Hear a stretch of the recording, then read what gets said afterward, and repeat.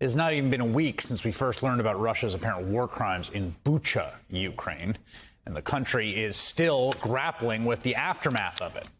Earlier today, the United Nations suspended Russia from its seat in the Human Rights Council by an overwhelming margin.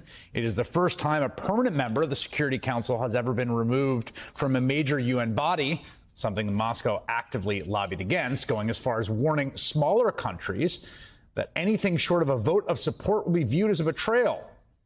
And this banishment comes as even Russian President Vladimir Putin's spokesman conceded in an interview with Sky News that things are not going well for their military. You've lost thousands of troops, you've lost 6 generals, hundreds of tanks and other equipment. It's a humiliation, really, isn't it? No. It's a wrong understanding of what is going on. But what is wrong about what I've just said? Well, nearly everything. Well, but you've lost thousands of troops, yeah? Let's go through it. You've lost thousands of troops. How many troops have you lost? We have significant losses of troops, and it's a huge tragedy for us.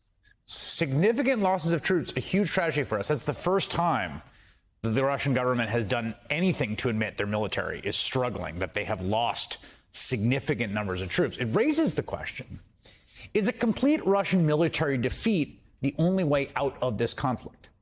Timothy Snyder is the Levin Professor of History at Yale University, the permanent fellow of the Institute of Humane Sciences in Vienna, author of 8 books, including On Tyranny, 20 Lessons for the 20th Century, and The Road to Unfreedom, Russia, Europe, and America. And he joins me now. And Professor Snyder, I had you on my podcast this week, and you said something that has stuck with me since you said it. In fact, I re-listened because of something you said, which is that your belief is that outright military defeat of Russia by Ukrainian forces, essentially aided by the West, is the only actual way out of this conflict and some kind of enduring peace. Explain to me why you think that's the case.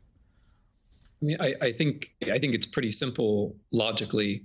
If Russia wins the second stage of the war in the Donbass, then they're going to keep going.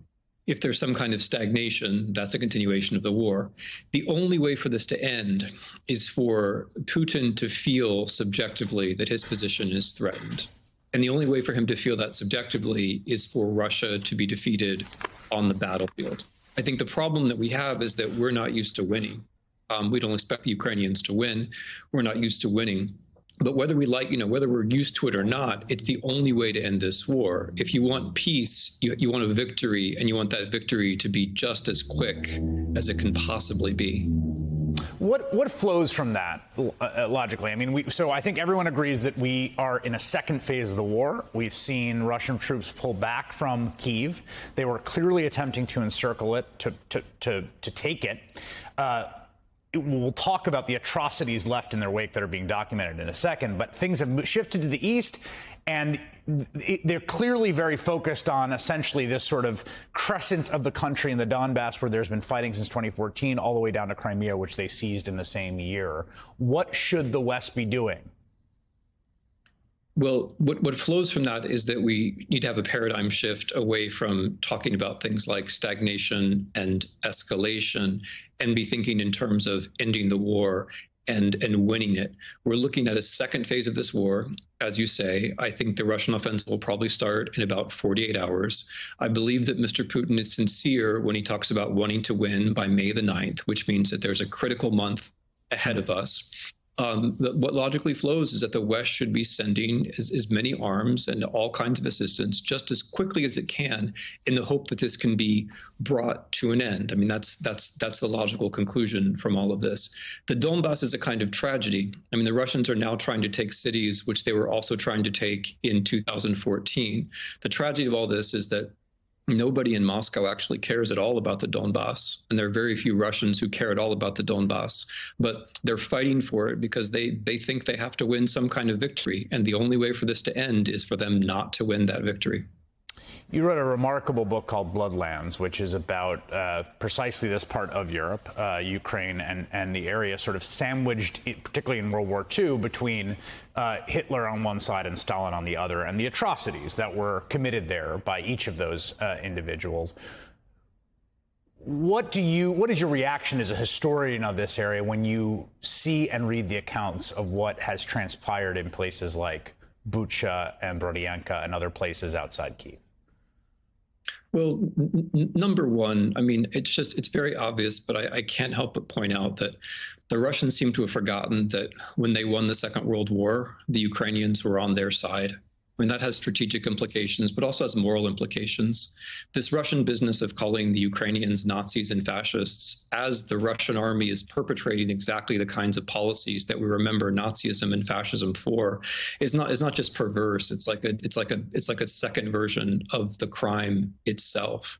But the thing that I'd like to add about this is that Bloodlands is essentially a history of how Ukraine was colonized by, late European colonial projects, the Soviet project, which led to starvation and famine, the Nazi project, which led to millions of deaths in Ukraine. It was one of the contributors to the Holocaust.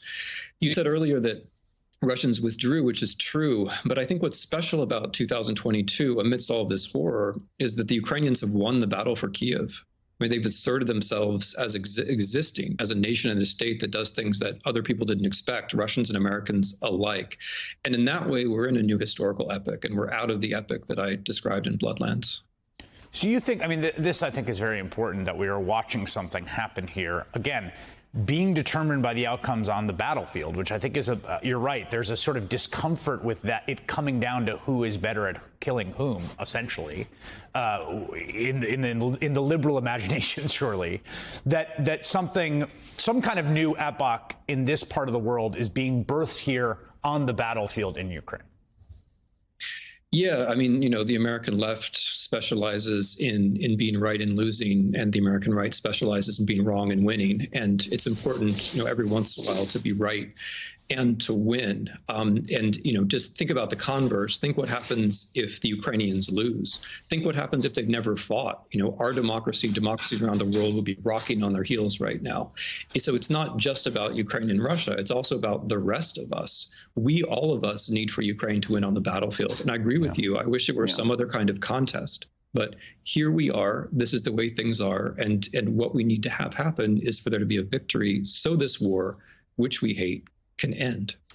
There's a very glib sports cliche, right? That's why they play the game, when used to determine the fact that unexpected things sometimes can happen. Obviously, the stakes here are orders of magnitude larger and pressing in people's lives. But there is a universe in which Zelensky and his retinue flee to Lviv, and the government collapses, and people have no confidence. I mean, there's a world in which it doesn't go this way, and Russia is essentially occupying Ukraine as a colonized power now, and we're looking at a totally different set of circumstances. It hasn't happened because of the actions they've taken there, and I think it's important to keep focused on that. Timothy Snyder, thank you very much.